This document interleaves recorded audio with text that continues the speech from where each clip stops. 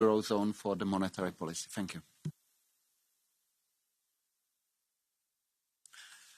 Well, thank you very much for the two questions. On the first question, which relates to the fiscal framework, the governance framework that has been tabled by the Commission, let me first of all signal our strong support for the objectives pursued by the Commission in formulating its proposal.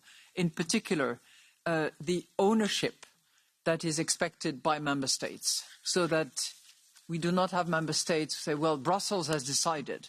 No, ownership by the member states of the governance within which they operate their fiscal policies. Number two, simplicity, which is also an item that the Commission has advocated and which I hope will result from the ultimate decisions that are made and that are negotiated with you in particular. The third one, which we regard as important as well, is the capacity to enforce the respect of the framework, so that it's not just an illusion or an agreement without much by way of enforcement. So the ability to enforce the non-respect of the governance. And the fourth goal pursued by the Commission, which is the sustainability of the debt of the member states over the course of time. And of course, as you know, over the course of time relates to the possibility to extend in certain circumstances. So, with all that, as is required under the process, the European Central Bank has issued an opinion on the proposal that was put together by the Commission. And I have tried to summarize that, although maybe a bit too much by way of summarize. But, you know, first item is obviously to bring down high debt level. Number two, to reduce the heterogeneity as much as is possible between the member states, because you have great divergence between the various member states. Number three, ways to incentivize growth. And number four, the focus put on counter-cyclicality, which is not something that we have always seen in the previous Growth and Stability Pact, quite to the contrary in some instances. So we support the Commission's key principles. We have identified what our four key items are going forward, and we very much hope that the process will take its course diligently, and our hope is that at the end of this calendar year, there will be an agreement so that we can move into calendar year 25, that is preparation of the budget by fiscal authorities in the fall of 24, with a governance framework that is agreed. Because if that doesn't happen, given the succession of elections, member state elections, these elections for the parliament here, it's likely to be deferred and deferred way too long for us in monetary policy terms to have the good understanding of what the fiscal framework will be for the member states. And that is a difficult parameter to have for us as monetary policy deciders. Your second question had to do with the difference with the Europe, the euro area in particular, and the United States. And I will not go back to why inflation is different and why the tools and the targets and the pace adopted by each institutions, the Fed on the one hand, the ECB on the other hand, has been. I think we know the differences.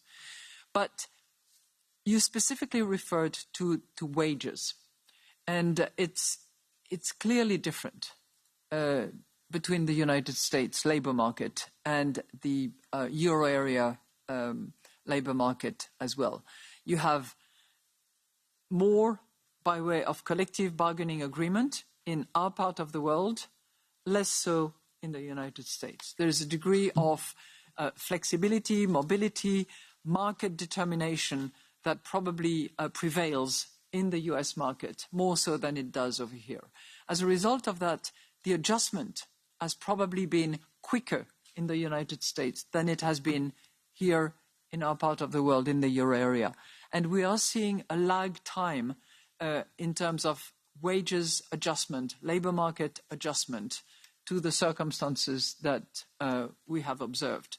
So I would observe that now the labor markets is finally adjusting and will probably take a little bit more time to adjust and to come back to, real salaries that tantamount to what it was pre-COVID and the trend where it would have been had it not been for COVID. Thank you. Thank you. Thank you very much. What's happening? Sorry. It's okay. Now I give the floor to Pedro Marques for the SMD. Muito obrigado, Presidente. Muito obrigado, Presidente Lagarde. Hoje falarei em português. Quero agradecer-lhe a disponibilidade para este diálogo contínuo. Aqui, I'll wait a few seconds. Sorry for that. Quero agradecer-lhe uma vez mais a disponibilidade para este diálogo contínuo aqui no Parlamento Europeu, também em Frankfurt, no Banco Central. Espero que a tradução esteja a funcionar. Sim, vou continuar. Depois das reuniões que tivemos no início do verão, esperaríamos, a nossa família política, esperávamos um sinal de prudência e um abrandamento, uma paragem nos aumentos das taxas de juros, mas não foi o caso. Voltaram a aumentar os juros agora em setembro. Esse aumento dos juros está a ter consequências sociais muito fortes, em particular para as famílias que estão mais dependentes, mais sobrecarregadas com o pagamento do crédito à habitação. E por isso quero perguntar-lhe, quando decidem esse aumento das taxas de juros, têm em conta as condições sociais das famílias europeias mais sobrecarregadas? Essa palavra da sua parte é muito importante. Por outro lado, numa perspectiva económica, disse-nos que a seguir ao abrandamento do primeiro semestre podemos mesmo estar numa situação pior. Portanto, talvez a caminho de uma recessão na economia europeia.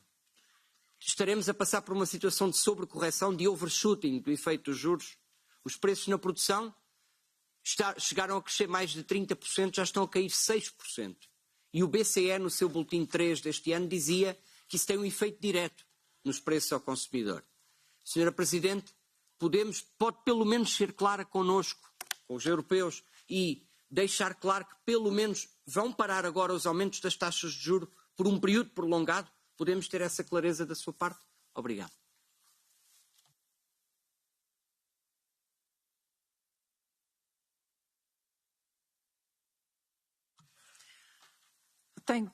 First of all, thank you very much for putting the question as clearly as you have. And allow me to possibly not reach exactly the same level of clarity and definitive judgment as you expect, and as honestly I would like to be able to make. But I think that the best thing I can do, if Madam Chair you give me the time, is to take you to one particular paragraph of the introductory statement that we issued at the time of our monetary policy decision. Because it's really embedded in that statement that we have both the issue of the level and the issue of the length of time, which are two big considerations for the monetary policy decision that we debated at length at our last monetary policy meeting, and which led us to decide to increase by 25 basis points all three rates. And every portion of that paragraph matters. It starts with, based on our current assessment. I pause. If there are no other significant shock and the current assessment holds, I park that. We consider that the key ECB interest rates have reached levels. Here we go. 4%. That's what was decided. Maintained for a sufficiently long duration. That's the length of time during which it has to hold, to be held. Will make a substantial contribution. This is not sort of run-of-the-mill, business as usual kind of wording in a monetary policy statement. Substantial contribution to the timely return of inflation to our target. And then we go back again to level and length. Our future decisions will ensure that the key ECB interest rates will be set at sufficiently restricted levels for as long as necessary. Don't forget, based on our current assessment of the beginning of the paragraph. Then we continue. We will continue to follow a data-dependent approach to determining the appropriate level and duration. Yet again, the two components come together. In particular, our interest rate decision will be based, and that's the usual wording that you always now find in our statements, on our assessment of inflation outlook in light of the incoming economic and financial data. 2, the dynamics of underlying inflation. 3, the strength of monetary policy transmission. So, while I cannot make a definite statement, as much as I would like to do it, we are data dependent. Based on current assessment, we believe that there is a substantial contribution that is made to returning inflation to target at 2% in a timely manner.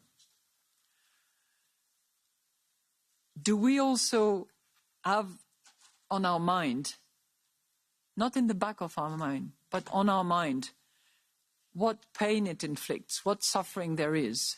Yes, it is on our mind, I can assure you. And yes, we know that, for instance, 30% of households in the member states have variable interest rate mortgages. And it is hard. We know that. And we also know that the price of fuel, the price of gas at the gas station, the price of energy in general is also weighing hard on the low-income households. Yes, we do know that. But we also know that our mission, our duty is to return inflation back to target in a timely manner. The faster it gets there, the more stable prices are, the less painful it will be going forward for both those who invest, but also those who have borrowed. But I hope my explaining the paragraph to you clarifies a little bit what is the intention of the Governing Council behind that decision. Thank you very much. Now I give the floor to Nicola Beer for Renew. Yes, thank you. Thank you, Mrs. Lagarde. I'm happy to have you here today. And I'm very happy that you mentioned the digital euro as one of the files we have to push up, because I'm convinced that an attractive financial market has to boost such innovation. Given the progress in digital currency around the world, it is time for Europe to move on with high-quality privacy and also usability standards, but to move on very quickly. If you follow the public debate of citizens, it is crucial for me to make very clear that the digital euro is the additional digital equivalent of physical cash, not less. And if not, we will not convince users and shop holders to accept it. In this context, I wonder how you plan to measure the success of the digital euro. By the volume of transaction, by the number of users, or something else? What is in your mind? Given the cost of implementation and privacy concerns, how do you tackle the major privacy concerns if you ask for a transition and holding limits and identification with the consequence of total traceability? Will this not hinder the acceptance of the digital euro? Would a digital equivalent of cash not need the possibility of a digital euro in private, so mean unhosted wallets? I'm sure that the digital euro has an enormous advantages. We even have the chance, being Europeans, to be the front runner in the world, in front of the Chinese and the US, convincing even Africans, Americans, Asians to use the digital euros just in their smartphone without the need of having an account in Europe, making EU a geopolitical player in financial markets. Given the right decision quickly now, and so I'm very interested in your answers on my questions. Thank you. Well, thank you so much for your question on the digital euro. There's a lot going on. in that field, and not just at the ECB and within the whole euro system, but more generally in terms of payment system, infrastructure, and how both payment and infrastructure will be transformed and possibly disrupted by digital being applied to both payments and infrastructure of payments. Let me try to articulate for you what I see as the success of a digital euro. First of all, I think it will not eradicate cash. It's not a substitute. And just like you, I regard it as digital cash plus. So, if it can be user-friendly, if it can be free, if it can be a universal digital mode of payment throughout the entire euro system, I think it will have checked many of the boxes which I believe would characterize it as success. Because if it is easy to use, if it is free, and if it is universal in the whole territory of the member states, there should be no reason why those who are digitally inclined, like so many of us, would not actually use it.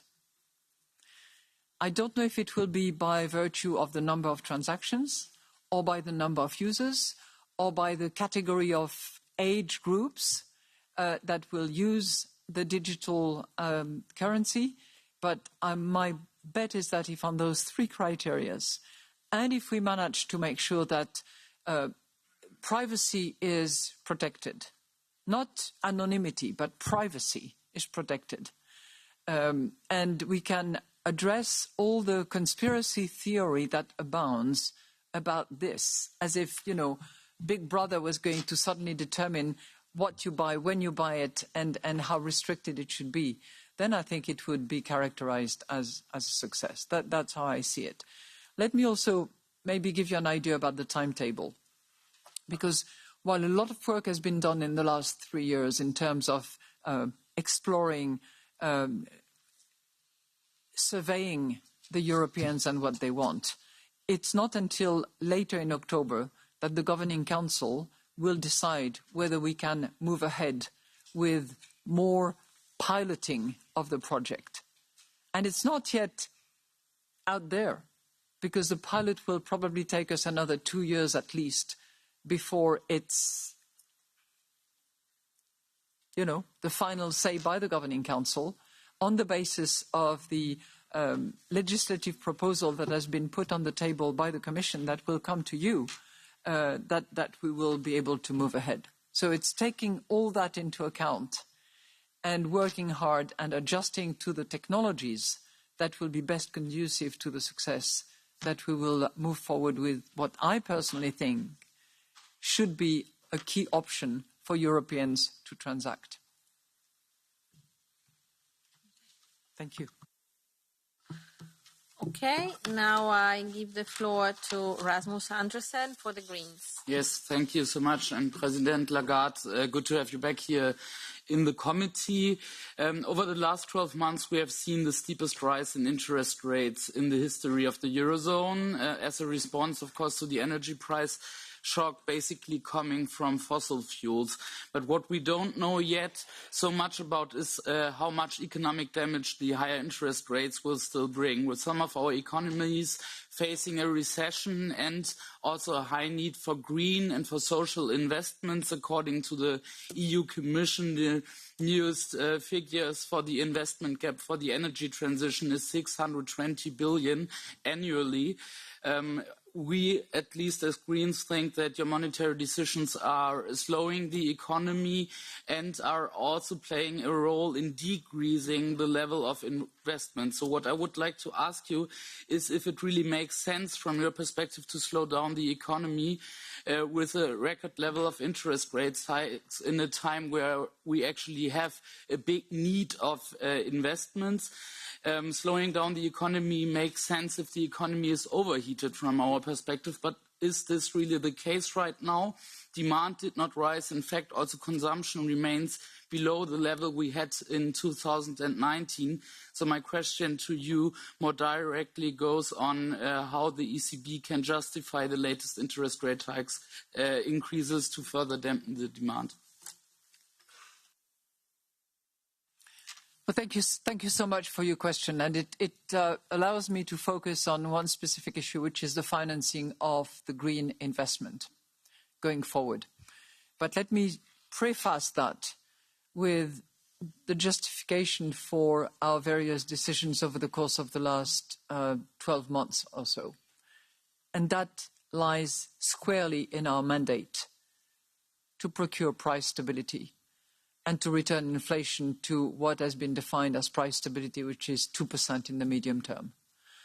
That's what is driving us. That was what is obsessive about the mission that we have and the mandate that we are given by the treaty by which we abide.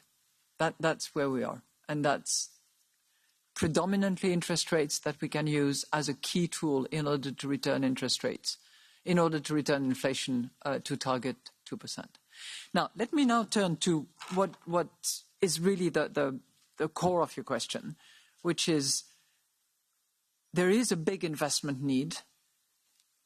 Various numbers are circulated, but I use the 600 billions by way of simplification between the green and the digital investments that are needed from now until probably 2025 in order to align with the Paris Agreement and to make sure that growth is based on green and digital rather than fossil fuel and antiquated other tools.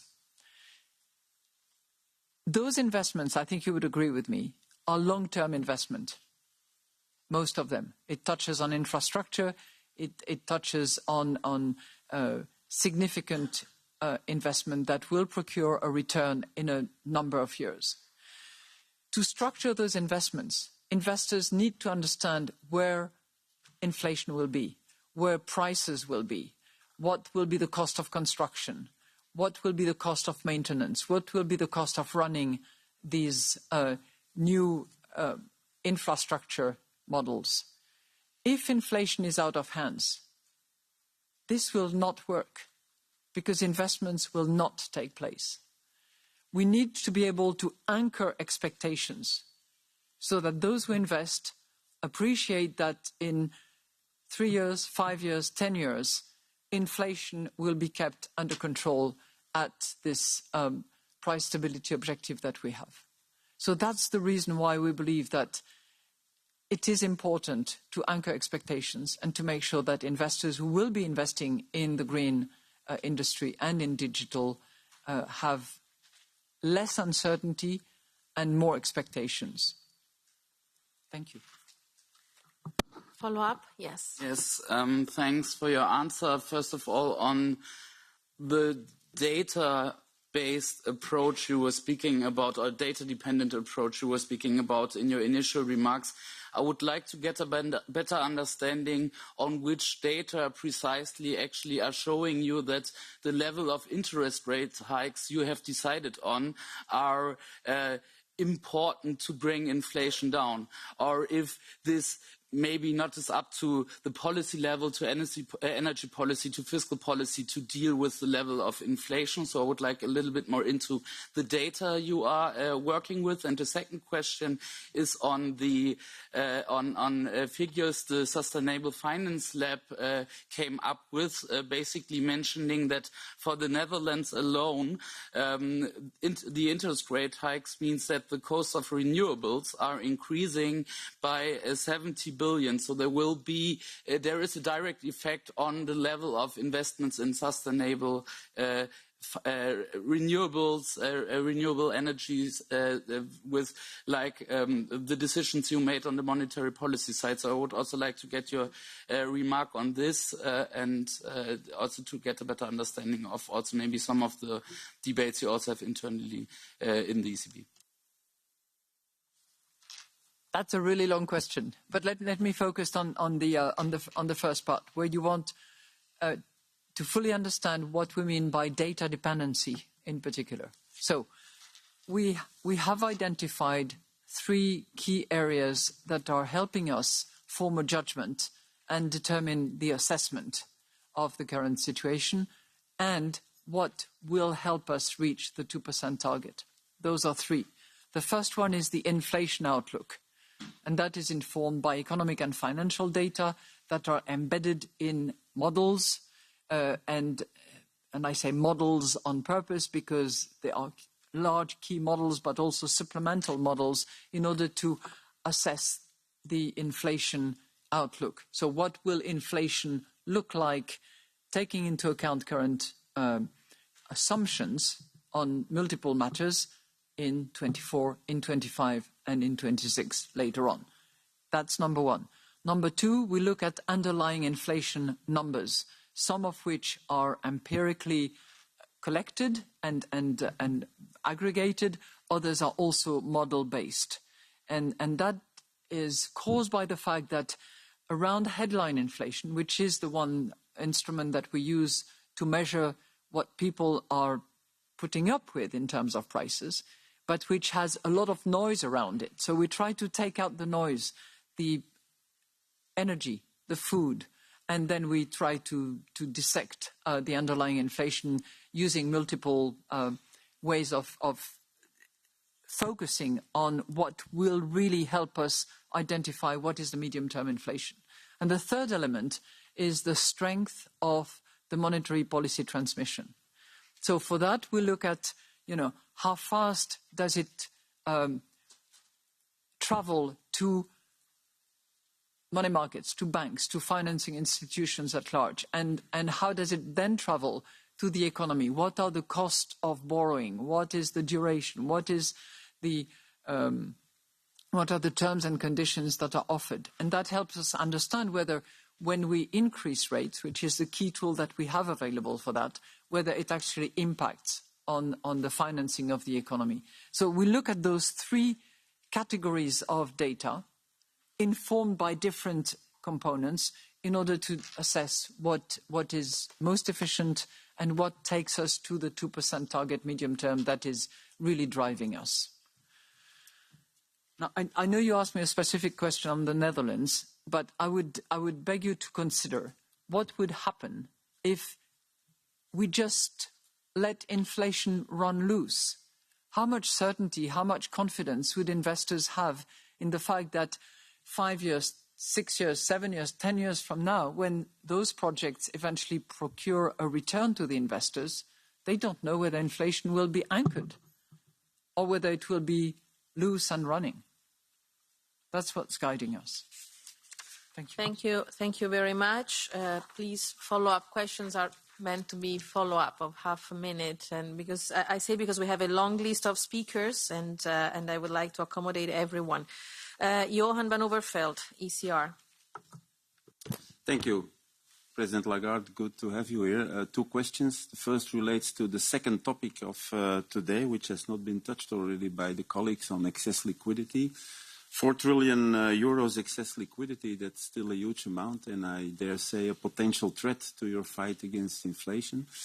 What do you think about the idea to increase minimum bank reserves to sterilize more of this excess liquidity rather quickly and maybe efficiently? But I would like to hear your opinion on that, and also whether that is something that the ECB is contemplating at the moment.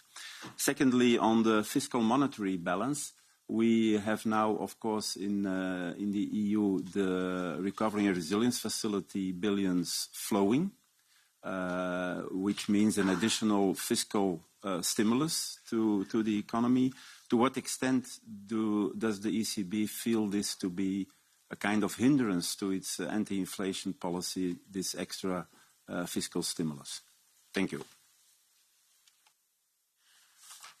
Thank you very much for your 2 questions. On your first question, I hope we gave you the right indication in our 2 pages. But if you look at it, I hope you don't find 4 trillions, and I hope you see more 3.6 trillion in terms of size of excess reserves. Now, I'm saying that and taking a little bit of pride in that, because if you compare the balance sheet reduction of all large central banks around the world, the European Central Bank is the one that reduces the size of its balance sheet relative to its GDP at the fastest pace. So we go faster than the Fed at the moment. We go faster than the Bank of England at the moment. And this is attributable to two things. One is the reimbursement of the TLTROs that you will remember. And the second is the decision that we made to reduce reinvestment quite early on, as early as March last year. And then, sorry, not March last year, March this year, and then gradually to not reinvest at all as of last July. So the combination of these two, reimbursement of TLTROs plus reduction of reinvestment and total discontinuation of reinvestment, has brought us from 4.7-ish trillion down to 3.6 trillion. I'm giving that as an ordre de grandeur. It's general magnitude, but it is reducing, and it will continue to reduce because TLTRO's reimbursement will continue in the coming weeks and months, and because the APP will continue not to be reinvested. So by virtue of these two factors continuing, it will continue to reduce. Back in July, we looked at multiple options, and we really considered various possibilities, one of which you've mentioned, and after having really assessed all risks, benefits, timing, we determined that the best thing to do, and the only thing that we decided was worth it at this point in time, was to bring the minimum reserves requirement down to 0%. So the minimum reserves are no longer remunerated at DFR, which used to be the case. And that's the solution that we thought was most adequate, appropriate, proportional to the circumstances in view of the gradually declining excess reserves because of the two factors that I have mentioned. Additionally, as I have said in my introductory statement, we are working on the operational framework that will give us that will inform us on the most appropriate size of the balance sheet. That work is ongoing. It's technical, it's difficult. We have to look at various options, whether we look at floor, whether we look at corridor, whether we adjust relative to what we had, whether we take into account how the operational framework has served us well in times of renewed crisis. All of that will come to fruition and completion in the spring of 2024. So we will have certainly more to report on that. On the second topic that was of interest to your group and on which you had 5 papers, if I recall, some of which were really interesting, I have to say. Of course, the RRF matters. But if we measure the impact that it has and confront that with impact that is figured out by the Commission, by your experts as well, we come to about 3 percentage point over a period of 5 years, if I recall. I will double check again, but I'm almost certain that that's the impact that would have the Resilience and Recovery Fund. If you just look at the fiscal effort that was produced in 2022, we're talking about 2% in 1 year. So it's not to minimize the impact of the RRF, but it is not going to be of such significance that it would hinder the monetary policy determination that we have defined and decided in the last few meetings. Thank you. You want to do a follow-up very, very quickly because we already half a minute. I limited my question to 1 minute, so I was very, very limitative there. Core inflation, Madame Lagarde, in the last months bumped around between 5 and 6%, 5.2, 5.8, but always between 5 and 6. What do you make of it, of being so stubborn in that fork? And doesn't that indicate that interest rates have not risen far enough to break this core inflation pressure? Thank you very much. On core inflation, we are currently at 5.3%, and we came from 5.5, and before that, higher number. So there is a declining trend in core inflation. Core inflation, as I said earlier on, is a strong indicator that we take into account as part of all the underlying inflation indicators that we use. Because while removing energy prices and food prices, we try to really get to the core of inflation, the one that is now, unfortunately, well, which is now domestically driven more so than in the past, but which gives us a good indication of what the medium-term inflation rates will be. As I said earlier on, based on our current assessment, we believe that this rate increases applied to the three interest rates will make a significant contribution to reaching the objective of 2% that we have for the medium term. If it is sustained and kept for long enough a period of time, and that is something that is not measured in short distances. It's a long race that we are in. Thank you. Thank you. Thank you very much. Now I give the floor to Gunnar Beck for ID. Welcome back, President Lagarde. I'll speak in German. In den letzten 18 Monaten hat die EZB den Zinssatz im Euroraum,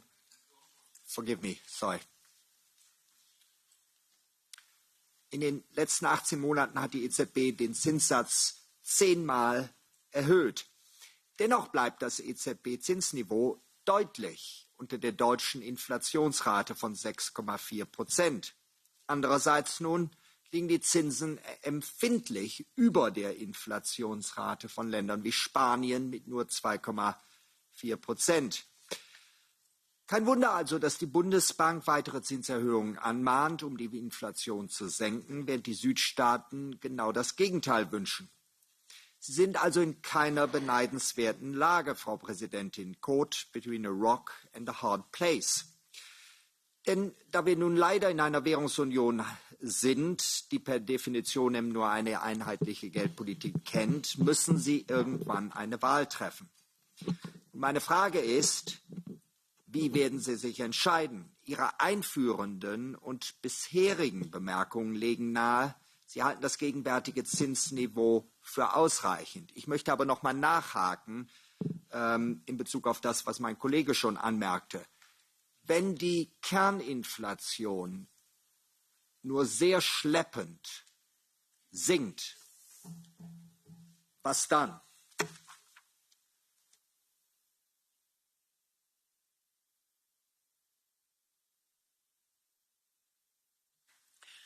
Thank you very much for your question, and thank you for identifying two issues. One is the heterogeneity that we have amongst member states, which is a fact, but which can vary over the course of time.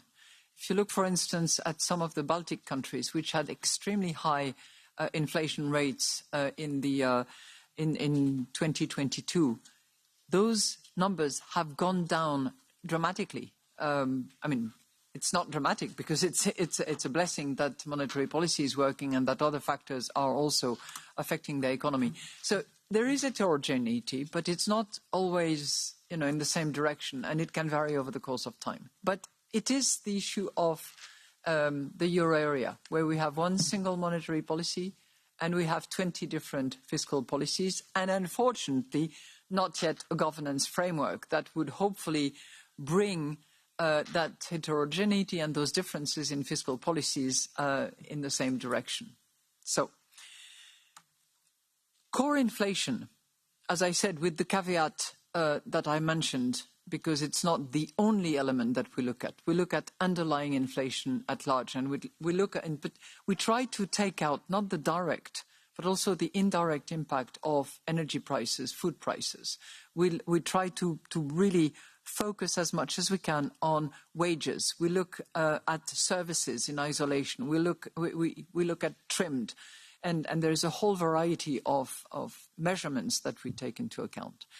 But what we use is the inflation outlook. And the inflation outlook, we have it in HICP number, headline, the overall number, but also in core numbers.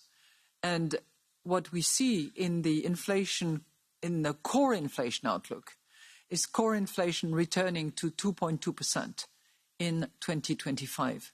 So core inflation is also going to move downwards in the course of the next 2 years. It's not exactly in line with headlines because we have our inflation outlook at the end of 25, over the whole of 25 at 2.1% when we have core inflation at 2.2%. And I'm not suggesting that 0.1 is nothing and should be just ignored. No, we have a target, it's 2%, and that's where we are aiming for, and that's where we need to decide for how long we stay in sufficiently restrictive territory in order to get to our 2%. I hope I was specific enough. Thank you. You have a follow-up? Yes, I'll be efficient and talk English. Now, I take your point about the Baltic states, but I'm not so sure that applies to Germany. Of course, we have a curious inversion within the Eurozone now, with Germany being the high inflation country. But that has reasons, of course. The German government is borrowing much more now, and then it's wasting the money on what I tend to call world rescue operations.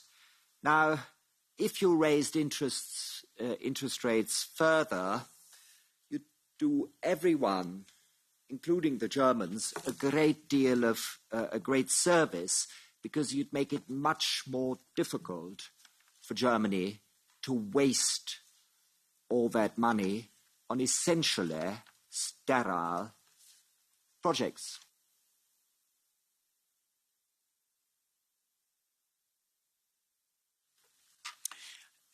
I recognize the efficiency of your English in relation to a very, very German question, if I may say. And, I don't comment on specific country situation or the politics behind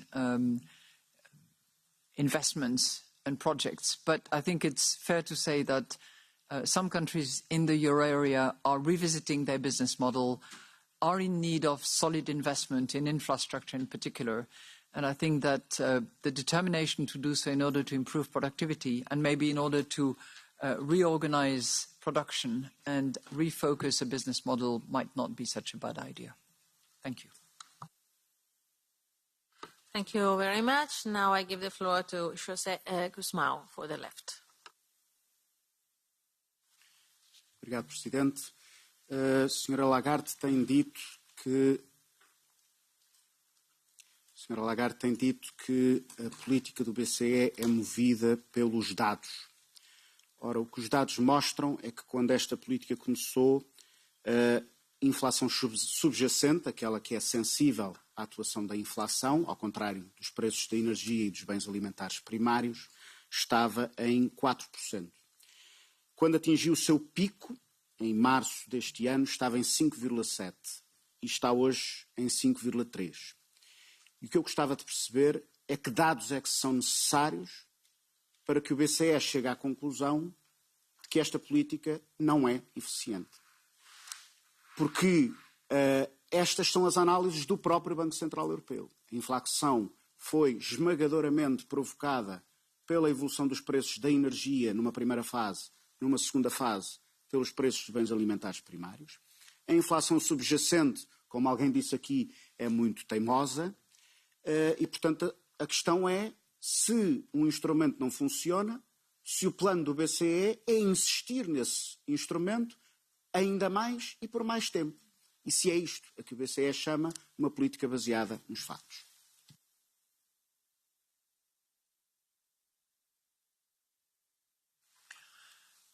Thank you very much for your question, and allow me to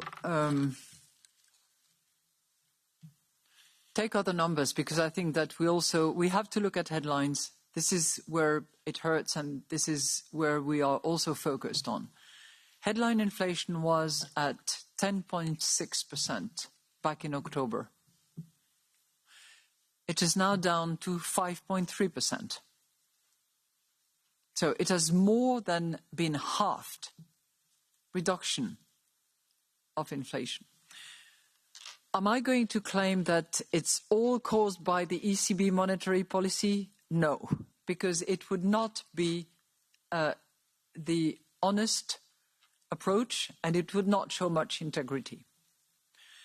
A large amount of that, when we look at headlines, is caused by the fact that energy prices have come down and that they have moved from extremely high territories to slightly negative territory in the last reading that we have. It's also because food prices have gone down a bit. But it's also because monetary policy has had an impact. Not the whole, but impact has actually taken place. And if we look at the period of 22 to 25, we estimate that the contribution of monetary policy will be at least 2% of reduction of inflation on a steady basis. So monetary policy also works. And I think that it will actually work more and more as the nature of inflation itself is morphing into an inflation that is much more domestic, that is much more associated with services, and which therefore has as a key component wages, but also the way in which margins by the corporate world are accommodating wages, which is something that we are now finally beginning to see. Core inflation has gone down, and directionally it is trending south, which is good, and we have it in terms of inflation outlook at 2.2% in 25. So a significant drop over the course of the next few months to take us back to the 2% medium-term inflation target that we have. Thank you.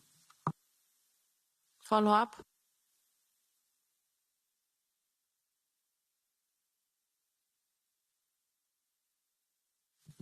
Obrigado, Presidente. Disse que não ia tomar o crédito de redução da inflação na energia e nos bens alimentares primários, mas depois fez exatamente isso. E eu queria chamar uma atenção para um tema que já foi levantado aqui, que é o impacto das restrições ao investimento num objetivo que é crucial para a evolução da inflação, que é o impacto no investimento. E, mais uma vez, eu já ouvi a ideia de que a inflação subjacente é um indicador fundamental para compreender a eficácia da política monetária, dos instrumentos de taxa de juros, é um facto que eu já vi em múltiplos relatórios do Banco Central Europeu. Mas se queremos falar sobre os preços de energia, temos que olhar para outro tipo de políticas, e uma delas é a promoção do investimento. E foi a primeira vez que eu alguma vez ouvi um banqueiro central dizer que um aumento recorde das taxas de juros não tem impactos negativos no investimento. E o investimento na transição energética é um dos instrumentos fundamentais para controlar a inflação energética que está associada à indústria fóssil. Obrigado.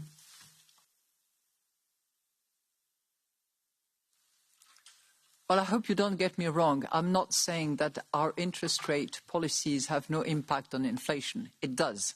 I have actually mentioned to you the estimated percentage by which it reduces inflation going forward. So I'm not saying that it does not. I'm saying that it does. But I'm also, out of honesty and acknowledgement of the facts, recognizing that the decrease in energy prices have had a significant impact on the reduction of headline inflation. If I was to claim the contrary, it would just be dishonest on my part. But I'm saying that our monetary policy has an impact, no question, on the inflation. It also has an impact on investment, that's clear. And, our bank lending surveys that we conduct on a regular basis tells us exactly that. And it tells us that it has reduced the flow of loans to corporates, and it has reduced the flow of mortgages to households. That's a clear fact. It also tells us that the interest rate, which is charged by the lenders, has increased, and that our monetary policy decisions have actually been transmitted very efficiently to the financing of our economy. So on those accounts, it certainly has an impact, and it's intended to dampen growth, to slow down, in order to tame inflation, which is the ultimate goal that we have. Thank you. Thank you very much. Now we start our second round. So we have 1 minute for the questions and 3 for the answers. And we start with Otmar Karas for the EPP. Madame Lagarde, I will speak in German, in my mother tongue. I have only one question. You mentioned before the banking union, the capital market union and the digital euro. Aber ich möchte Sie fragen, welche Bedeutung hat für Sie die Schaffung der Fiskalunion? Wir benötigen die Kapitalmarktunion für die ausreichende Zahl an Investments. Die Relation zur Inflation haben Sie hergestellt. Aber wir reden derzeit mehr über das EU-Haushaltsrahmenabkommen als über die Schaffung der Fiskalunion. Welche Bedeutung hätte eine Fiskalunion bei der Beantwortung der aktuellen Fragen?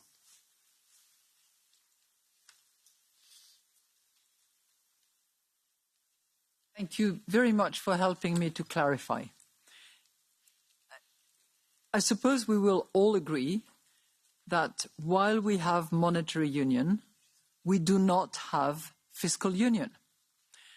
And while there is one central bank, there are 20 different treasuries around the euro area.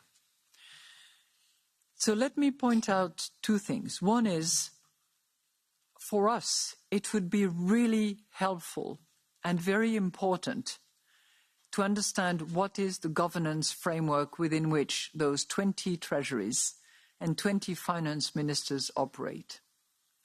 We have had the escape clause ever since COVID has hit us. We no longer have the escape clause. We have Commission recommendations.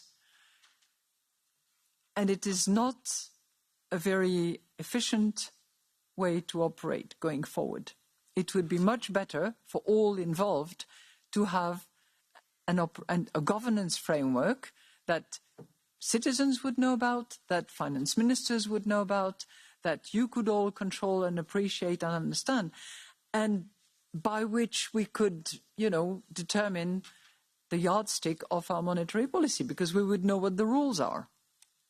So that's point number 1, hence the importance of the governance framework.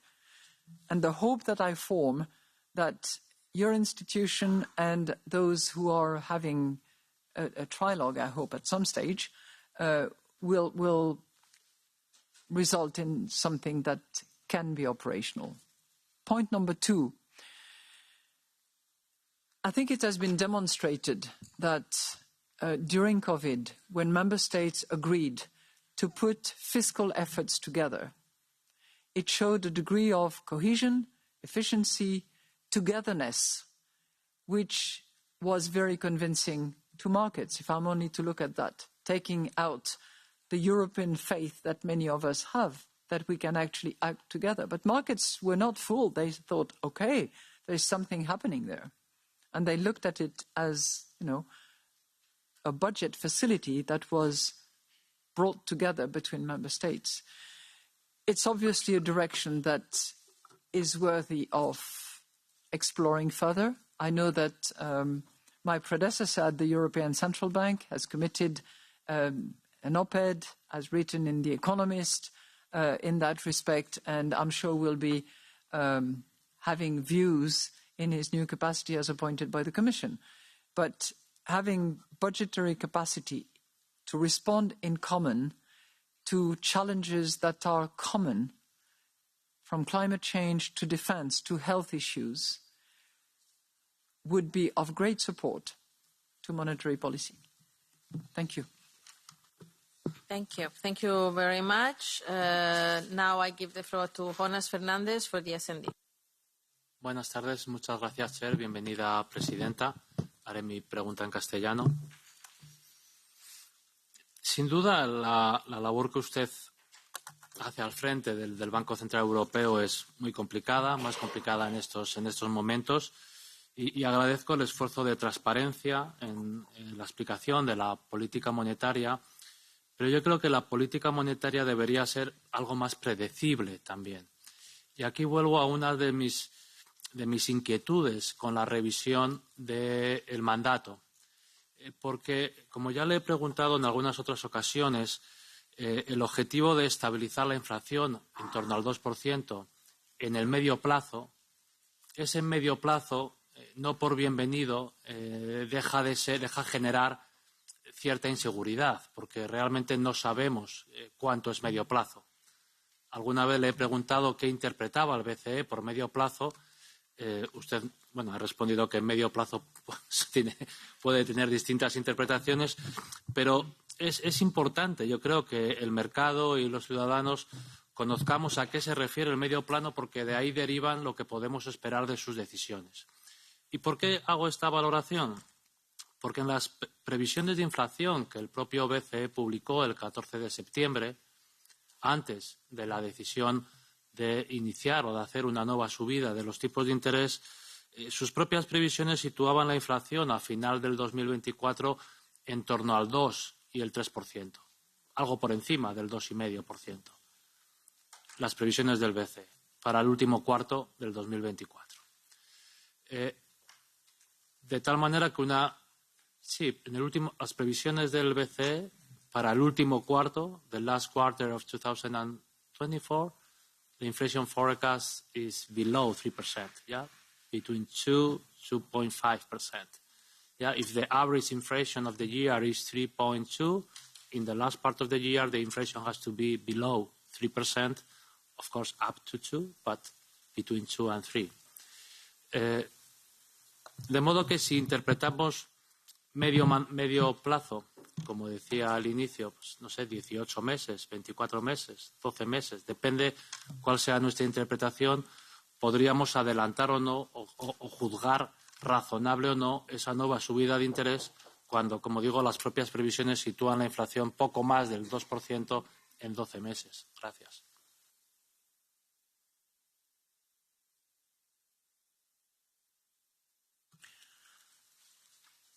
Thank you very much, Mr. Fernandez, because you actually, in a way, inform my answer to your question by referring to answers that I gave you in the past, which is, as you said yourself, that the definition of medium term is not set in stone. It's not fixed, because it's going to be a matter of the magnitude, the origin, the deviation from inflation, and it's eminently variable. But it's medium term.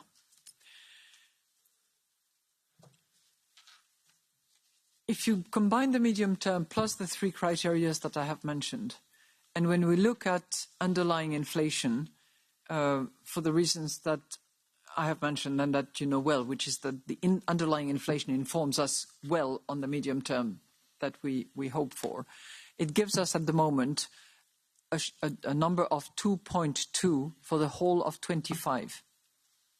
So core inflation, or underlying, it's actually core inflation, is at 2.2 for the whole of 25, which is taking us closer, much closer to target, especially given that headline then is for the whole of 25 at 2.1. Now, am I saying to you that medium term is 25? No. I'm saying that we need to get to 2% in the medium term. I think that based on our projection, we reach actually the 2% in headline during the third quarter of 25. Now, we need to be confident that we are really there and that it is sustainable, which is why we look at, a momentum in terms of inflation. We look at the annual numbers as well. But obviously, we are getting very close to our target by then.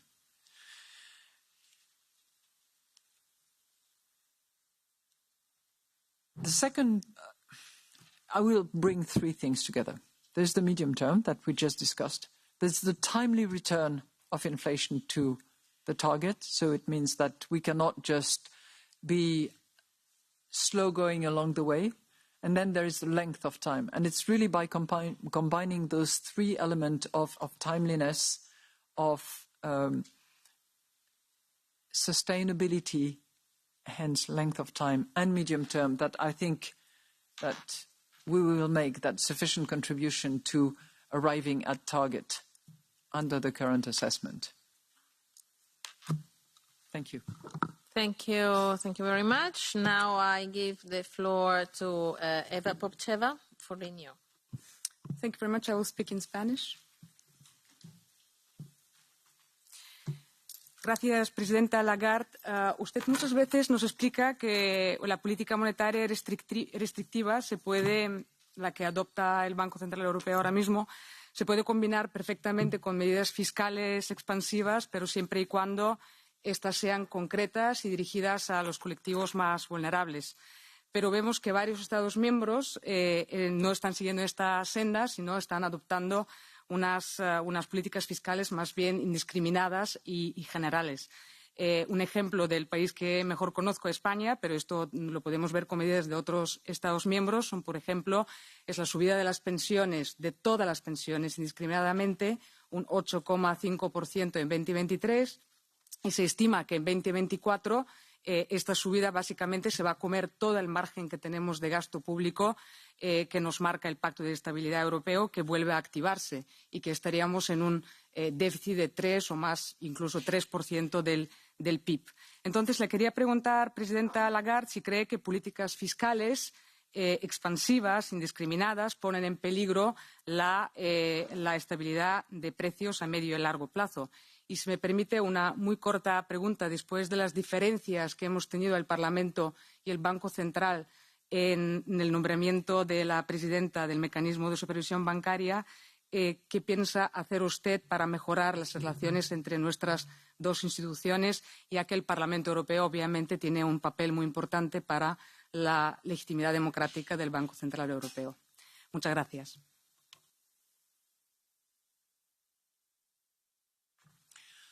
Thank you very much for your question on the fiscal measures and programs that have been put in place, are still being proposed.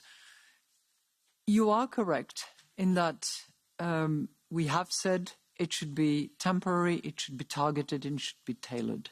And we are now saying, given that the energy crisis is fading out, and of course I have a little caveat on that because we are seeing the price of oil moving as well, but at least as a global energy mix, if we take into account oil, gas and electricity prices, we are certainly not in the heights where we were about a year ago.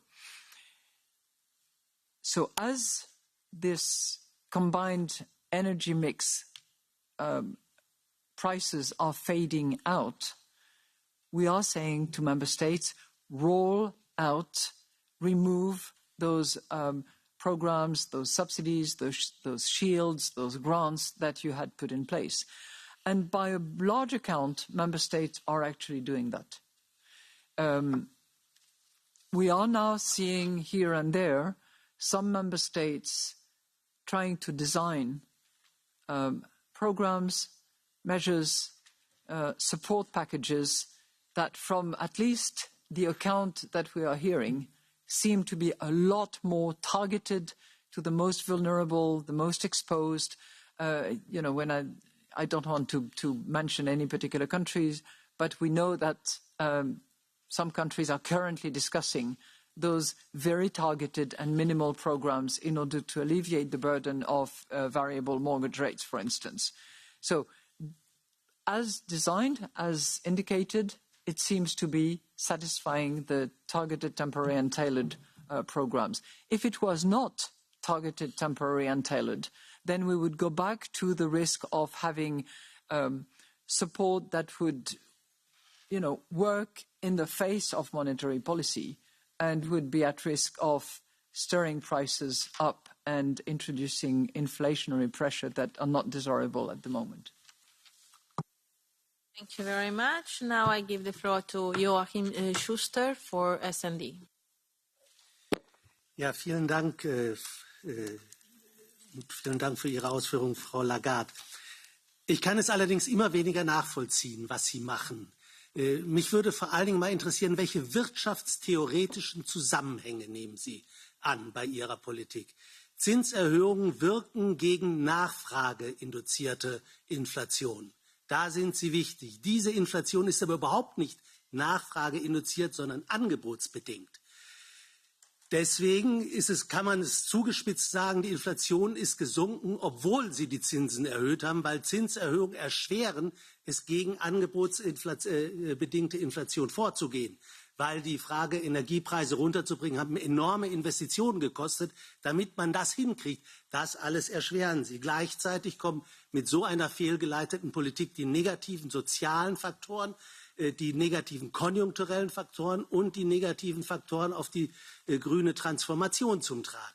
Deswegen die Frage, entweder sind Sie der Meinung, man kann auch angebotsorientierte Faktoren mit Zinssteigerungen bekämpfen, dann würde ich das gerne wissen. Oder Sie sollten mir sagen, was ist eigentlich in der Kerninflation, die Sie dauernd betonen, wirklich nachfrageinduziert und was ist auch nichts weiter als eine Folge der angebotsorientierten Inflation, die man mit Zinssteigerung einfach nicht bekämpfen kann. Das ist wirtschaftstheoretisch nicht möglich.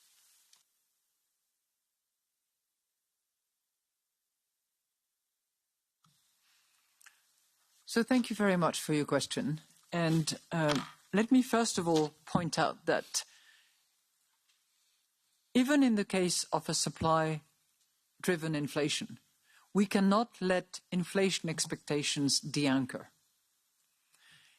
Traditionally, if it is a purely supply-side temporary, as has been the case in the past on some energy shock that our economies were confronted to, the typical response is see it through, do nothing, don't move on in the interest rates, it will go away by itself.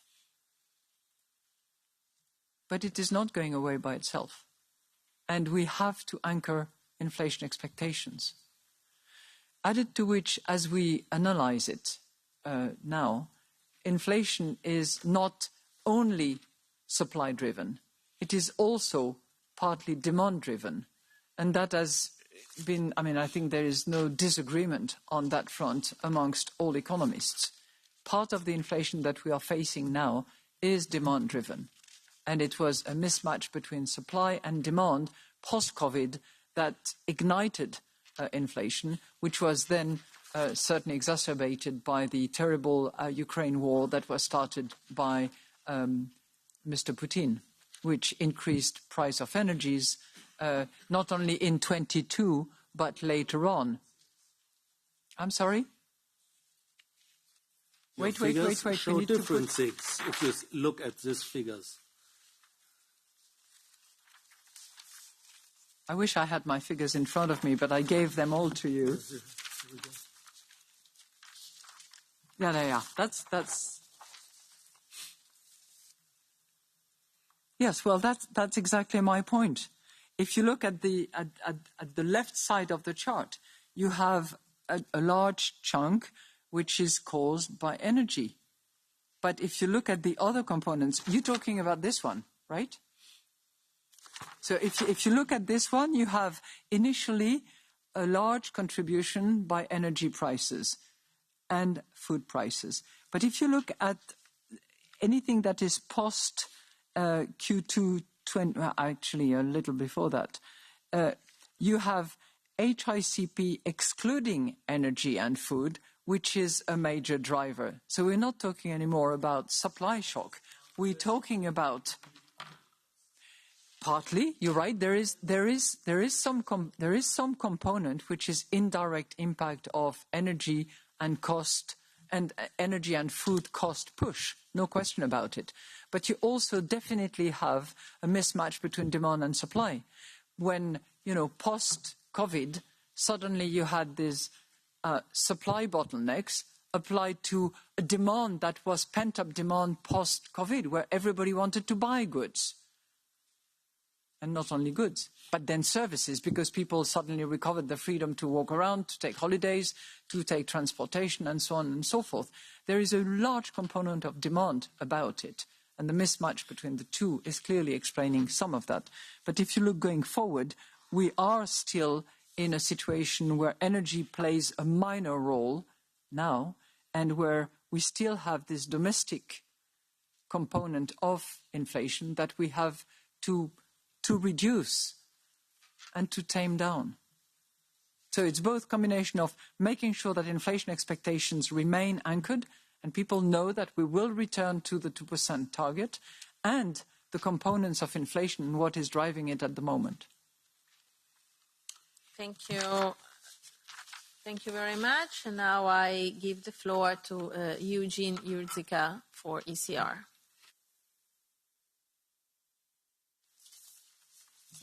Thank you very much for the floor. Madame Lagarde, in the last decade, we experienced a period of low inflation with quantitative easing stimulating the economy. For the last 2 years, however, we found ourselves in a new era of high inflation that requires a policy of quantitative tightening to control the inflationary pressures. Unfortunately, an unintended consequence of this policy is hindering economic growth. While the inflation rate in the Eurozone is steadily decreasing, the ECB's own projections suggest it may take at least 2 more years to reach 2% inflation target. At the same time, there is possibility that the entire Eurozone may enter recession in coming months. So my question is, will the ECB maintain its tight monetary course to continue reducing the inflation rate, but possibly leading to a prolonged recession? Or will it consider reducing interest rates even before the inflation rate reaches a more moderate level, which could prolong the current period of high inflation? Or do you perhaps see any other option?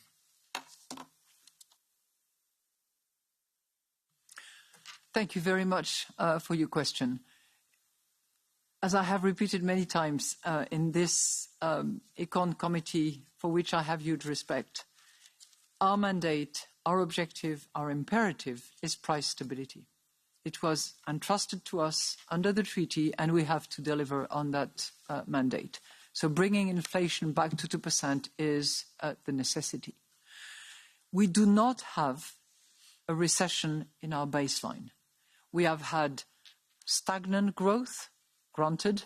Our forecast for growth in 23 is 0.7, going up to 1% in 24 and 1.5% in 25, which is roughly potential growth as we had it for a long period of time. So no recession is in the cards under our baseline. And we will return inflation to 2% in the medium term, as we are committed under the mandate. We are not talking about reducing rates. Rate cuts have not been discussed by the Governing Council. And I spent a little bit of time, maybe too much to the liking of your chair, trying to explain that paragraph which is key in our monetary policy statement, because we do insist concurrently in each and every segment of that paragraph on level and length, duration and rates. So we have to be in that restrictive territory for long enough to make sure that we do return it to 2%, and we are confident that it does return to 2%. I'm not the only one saying that. The Fed has that view as well, and I think it's actually a fact that we have to stay for a period of time in order to make sure that it is returning to 2%. Thank you. Thank you very much. Now I give the floor to Gunnar Beck for ID. Thank you, Chair. I'm going to articulate some particularly German concerns about the digital euro, so let me do that in German. Vor 2 Wochen, gut 2 Wochen, hatten wir eine sehr aufschlussreiche Sitzung mit Fabio Panetta. Es wurden viele kritische Fragen gestellt, auch von meinen christdemokratischen und sozialdemokratischen Kollegen, die unbeantwortet blieben. Nun, klar wurde in der Aussprache, dass die EZB als Host der digitalen Euro-Wallets die Anonymität der digitalen Zahlungen nicht sichern kann, selbst wenn sie das wollte, was Herr Panetta beteuerte. In der ersten Frage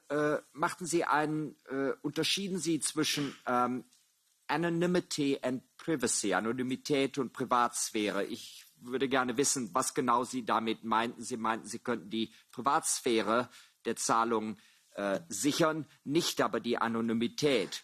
Und dann zum zweiten Punkt, ebenso unklar blieb, welche Vorteile der digitale Euro gegenüber vielen privaten digitalen Währungen bietet, außer eben, dass er in einem vagen, romantischen Sinne eben europäisch sei. Es gibt eigentlich gar keinen Grund und kaum Interessen, dem Projekt grünes Licht zu geben. Aus welchem Grunde nun ist die EZB so entschlossen, den digitalen Euro einzuführen? Welche konkreten Vorteile ergeben sich für die Nutzer oder die Mehrheit der Bevölkerung hier in der EU?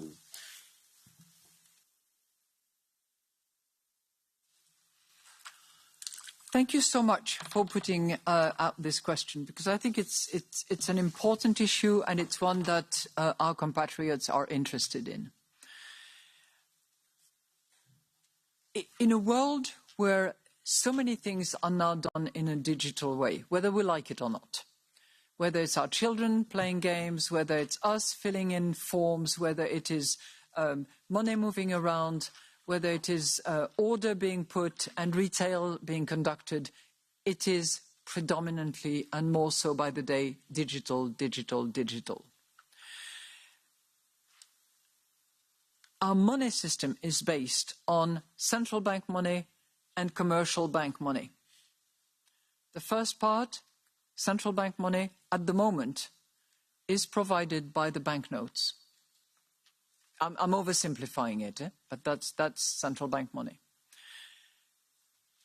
In tomorrow's world, where everything goes digital and where there is this appetite for digital tools and devices, why should the central bank only have as its central bank money banknotes and would not be open to also having digital cash? Because digital money will be attractive to the users. That's what the surveys actually tell us. But in addition to that, we need a central bank anchor that is not just the banknotes, but also digital cash, if it is so desirable to our compatriots. Now, you asked me about the difference between privacy and anonymity. Based on the feedback that we received from European compatriots who have been surveyed and asked the question, people are really interested in having a high degree of privacy. And in particular, they don't want what is called the programmable currency, where somebody else elsewhere would decide what they can buy, how they can buy it, and all the rest of it. On the other hand, they are not unhappy if that digital money they can organize and plan for in terms of payment. And it is that optimization that we are trying to work on. Protect the privacy, but because digital money leaves a trace, be it by blockchain or otherwise, it will not be entirely anonymous as a banknote would be. But will the ECB actually see the data of people, what they buy, how they spend digital cash? No. And the system as it currently stands, using the intermediaries of commercial banks to disseminate digital currency, the banks eventually will have data. But they do have data anyway. When you look at your monthly report or bi-monthly report, however it is forwarded to you, the bank has access to how much you've spent on food, how much you've spent on rent, how much you've spent on holiday, on transportation. This is not something new. This would not come with the digital euro. It's your bank, your intermediary, which actually analyzes that and then shares it with you. Nothing more would happen. And I think to procure the anonymity that banknotes provide is actually contrary to a goal that you all have in this institution, which is to fight money laundering, which is to fight the financing of terrorism. So that data eventually, upon request by a court, for instance, can be made available in case of high suspicion of money laundering. And I'm using words with a bit of caution because this has not been, identified, worked out and debated within your institution here. You will have something to say. You are the guardian of privacy for our compatriots. But in terms of mechanics and process, data will not be available to the ECB. It's not going to be a big brother ECB which looks into the details of transactions as they're conducted. Added to which, I know that there is work that is being done at the moment under the leadership of soon-to-be former member of the executive board, Fabio Panetta, on identifying very small amounts that could operate without any data being available even to an intermediary bank. Now, I'm not sufficiently deep into those works which have to do with technicalities as well to give you full light on that, but I'm sure that as work progresses, you will be kept informed. Oh, and one thing that I should mention as well, cash will always be there. So for those who are so keen to want to buy a car with banknotes, because they don't want any big brother bank, not ECB, bank, to know that they are buying a car, they can still do it. It's fine.